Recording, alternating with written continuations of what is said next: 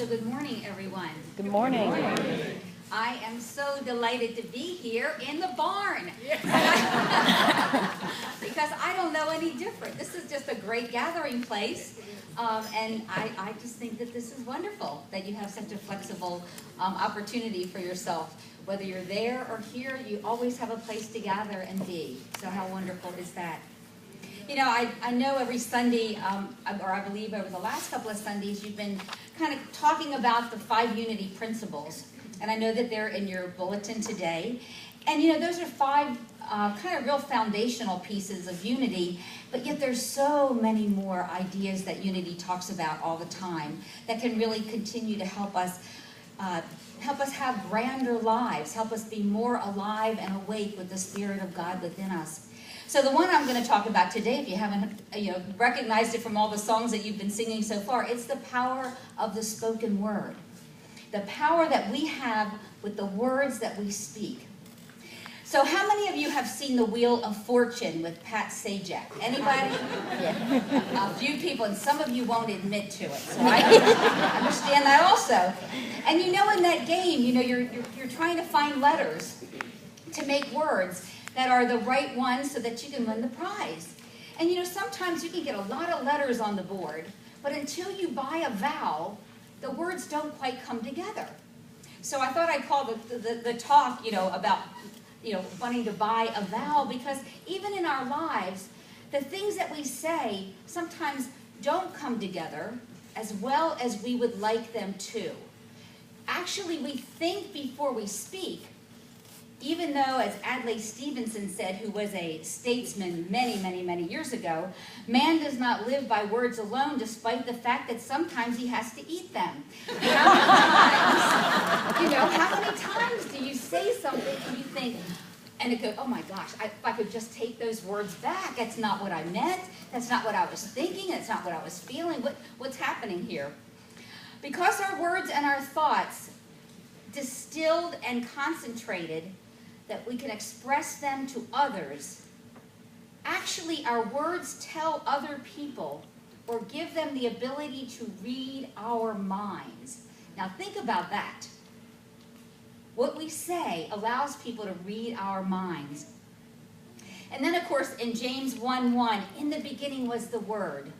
And the Word was with God, and the Word was God. In the beginning, there was nothing but the vibration of the energy of life that we put into and express through our words. Ralph Waldo Emerson once said, "Whatever words we utter should be chosen with care, for people will hear them and be influenced from them for either good or evil." I mean, haven't you had that happen in your own life, where what somebody says really has an effect on your whole being? You can think about it for days sometime. Why did they say that? What did they mean? And those words have such a vibration that they really resonate within every cell and fiber of our being. So we might want to watch what we're saying. We speak words into this invisible force, which we call substance, which is all around us. We don't see it, but it is really at our command.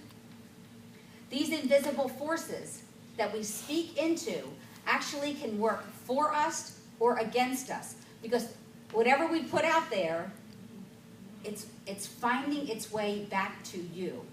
It's being creative. My mouth shall speak wisdom, and the meditation of my heart shall be understanding. That's what it says in Psalm 49:3. My mouth shall speak wisdom, only good things, only positive things, only things that express that higher consciousness, that higher level from which we are called to live. In Dynamics for Living, Charles Fillmore, who you know is the co-founder of Unity, says it this way. This is really, really powerful, so listen to every one of these words.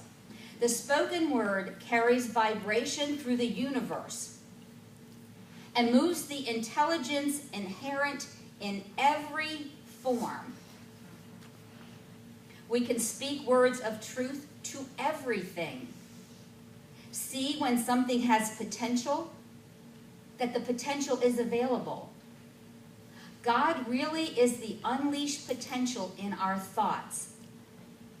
God never blocks good from coming to us. We co-create good with our thoughts and our words.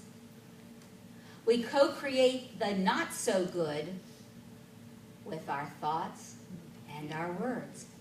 In every situation, we are well able to speak a positive word. Do you want to reshape something in your life right now? Then think thoughts and speak words that express the blessing that you wish to see in your life. We can achieve greatness when we fearlessly watch our thoughts and our words. If there is any excellence and if there is anything worthy of praise, think about these things. Now in Unity, we talk a lot about, the idea of the denial. Denying the things that you do not wish to have power over your life. And we talk about then there's a place opened when we deny something and we put in it an affirmation. Those affirmations are powerful words that we speak. Even if at first we don't believe them sometimes, we can still speak it with authority and say, even though I don't see it, I know that in this invisible substance that's all around me, that when I speak it, it will come back to me, without a doubt. Think about your own life. Look at your own life and you can maybe see some correlation between some of the things that you say and some of the results that you may be having. It's just something to think about. Don Miguel Ruiz, he was the writer of the Four Agreements. Many of you probably have read that book. He says that a word is a force. It's the power you have to express and communicate, to think, and thereby create the events in your life. Now, frankly, that's a lot of power we have, isn't it? It's a lot of power. So the thought today is just be very conscious of what you are saying. First, what you're thinking, and then what you are saying. It used to be years and years ago, many of the things that we talk about in Unity that we took on absolute faith are now really being proven by science. So this idea that everything is energy, everything is moving, everything is vibrating, the chairs, the tables, the walls, the lights, everything has a vibration. There was a gentleman by the name of Dr. Hans Jenny, a Swiss medical doctor who spent hours observing the effects of sound upon matter. So what he did, and you can go online and see this because this is really cool stuff, but he had a little machine where he put sand or he put liquid or plastic on it, and then he turned a switch on at different vibrations. And the patterns that these materials would make were absolutely stunning. That they were responding to this energy and were making these beautiful patterns. Everything, and if, like I say, go online, you can see this, everything has a pattern of energy around it. The starfish is beautiful, and there's a daisy that is absolutely gorgeous. All the beautiful energy that surrounds it. So everything is vibrating. So when we speak, and through the vibration of our voice, we are actually causing things around us to change. So much so that, remember years ago they talked about the butterfly effect, where a butterfly could move its wings here and have an effect on the weather in New York City, from Africa to New York or all the way around the world. It's really true, and now scientists are actually proving all of these ideas. And then do you remember a few years ago the Japanese scientist, Dr. Emoto, who was doing the experiment with the water? Remember that one? That's pretty powerful. He would place containers of water and jars of water, and he played classical and folk music from Japan through speakers that were next to the water. Then he froze the water, and he looked at the crystals. And the crystals did a dance with the vibration of the music and turned into these beautiful, beautiful patterns. The one thing that, just the power of sound with that one, then he decided, okay, well, how about if I assemble 300 people along the bank of a badly polluted lake in Japan, and we are going to speak aloud affirmations of peace and gratitude. And they did that.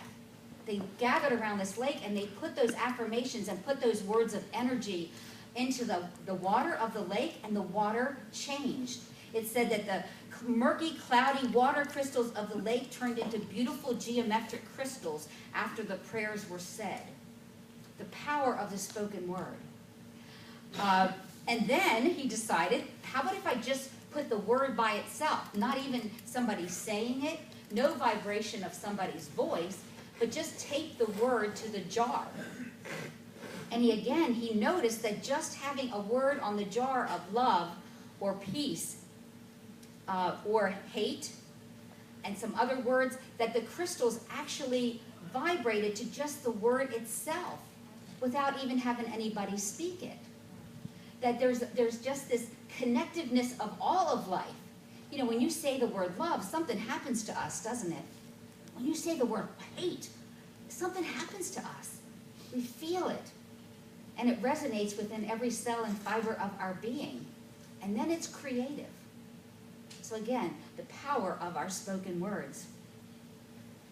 So what are you thinking? And what are you saying? What is the tone of your voice? I mean, have you ever had somebody really yell at you? Don't you know how that makes you feel? I mean, you almost want to shrink into the carpet sometimes, right? But even the tone of our voice gives off a vibration. How about when we speak words of like health and love and harmony and joy and order? You know, you can almost feel a shift in your body when you even say the words. Or words that uplift and bless rather than tear down and curse. In Proverbs 18:21, there's death and life in the power of the tongue. And I know darn right well, all of us have experienced that, you know, with somebody coming at us. It cuts us like a knife. The power of our words. Do you find yourself ever thinking, boy, I don't know, I'm afraid. Times are tough. I don't have time. I'm awfully tired. Think about like our world in general right now with, you know, so many things that the United States has gone through. How many things have you said about that? You know, why can't they get these issues straightened out in Washington? You know, what's wrong with these people? And all of these kinds of things. How many of us have added that to the, as Unity would call it, the race consciousness, the consciousness of the human race? Something to think about. Remember in Job it says, thou shalt decree a thing and it will be established unto thee. In the atom-smashing power of mind, Charles Fillmore says that to decree with assurance is to establish and fix an ideal in substance. The force behind the decree is invisible, but like a promise to be filled at a future time, but it binds with its invisible chains the one who makes it. So we think it's not going to have an effect, and somehow it will. It'll come back. So examine the words that you use very closely. Think before you speak, and then watch what you're thinking about. I mean, even in traffic we can get jumbled around, you know? We get a little off center, don't we? Maybe in the grocery store. Maybe when we feel a little twinge of something that goes, with your idea of the Alzheimer's, you know, something that we just feel it in our body, then we can stop a minute and not think about that thing and turn it into a more positive idea of speaking. I love the way you all just did this, the idea of, you know, speak your truth, and we're going to affirm it with you. We're going to see it. We're going to know it. We're going to hold that intention for you also. It's a lot of power in this room, a lot of power. When Jesus says, the words that I have spoken unto you are spirit and are life, he meant that through his words, he would convey an inner spiritual quickening quality that would enter the mind of the recipient and awaken an inactive spirit in life. How many times have you been with someone and said something or were present with them and really helped them activate within themselves that sense of peace or love or joy? Just because of your presence and how powerful that is, and sitting with somebody and speaking to them. When our voice unites with the life of the soul, it takes on a sweetness and a depth that one feels and remembers. For me, it's music. I mean, I love all this music that you all have here. This is awesome. Because to me, music just resonates. The vibration of music changes us. Does it change you? Yes. I mean, can't you feel it? You feel uplifted. You feel full. So I just think that that's so beautiful. And voices, you know, that just touch the depth of their being. When you sing, when you're so connected to those words, and then you share that with us, we get right on board with that because we can really feel that. It can be exciting to begin to construct words through affirmations, which is what Unity would normally talk about. But make your own affirmation statements for yourself as to what you wish to call forth and speak forth into your life now. No matter what's gone before you, you can start now to create something brand spanking new if things aren't working the way that you would like. Be aware of directing your words to negative aspects of life or dramatizing and enlarging upon our negative experiences. Okay, now this is, you know, we have a good time with that. You know, we go to work sometime and somebody's moaning about something. Well, we can moan about it too, and mine's even worse than yours. And so we have a tendency to now, isn't that true? I'm not telling you a story or what. But, you know, we just seem to kind of many times gravitate toward the negativity that's going on around us. And to change that, you know, either to maybe walk away from the conversation or to maybe shed a little light on something different from how you see it. If you're doing that, you know, if you're focusing on the negative, you've got to stop it. You've got to stop it as best as you can, because we're all in a process. It's not going to happen overnight. But when you find yourself doing that, just stop yourself. Deliberately choose your thoughts and feelings and direct them through your words. Put your ideas into positive, powerful words. You know, whatever it is that you do wish to create. Use words that heal and prosper and bless your life and the life of others. Write them down, speak them out loud, use a strong, bold voice. I can't imagine when Jesus called Lazarus out of the tomb, he had a wimpy voice. I don't think he did. A strong, bold voice. And then think about how much you talk in a day.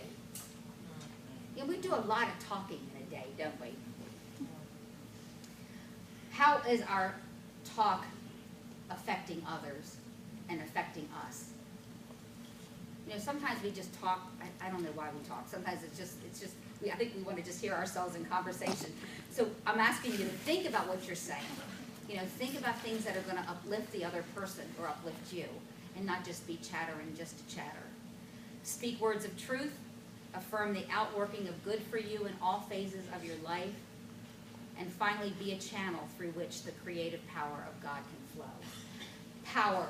You've got the 12 power up here. It's the power of our voice, the power of this part of our body to speak into the invisible ethers exactly what we want to see have happen for us.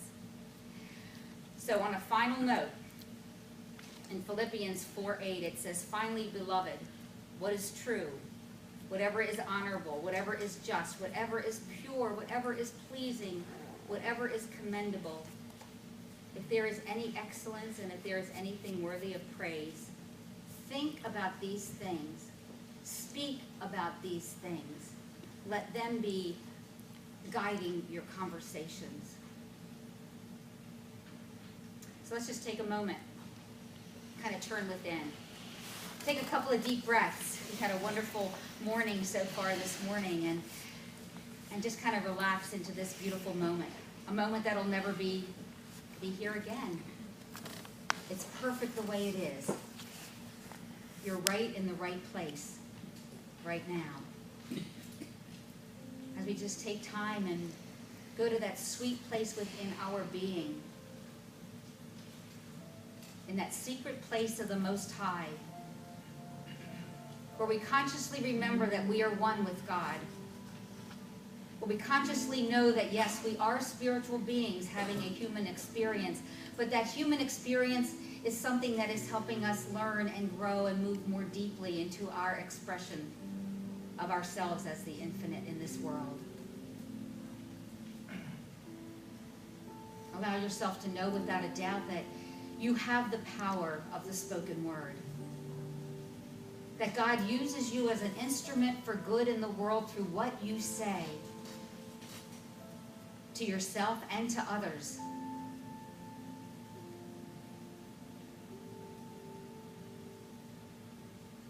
And that in the quiet of our hearts, we can decide what we will say, how we will contribute to make this world a better place. Our words reverberate around the world.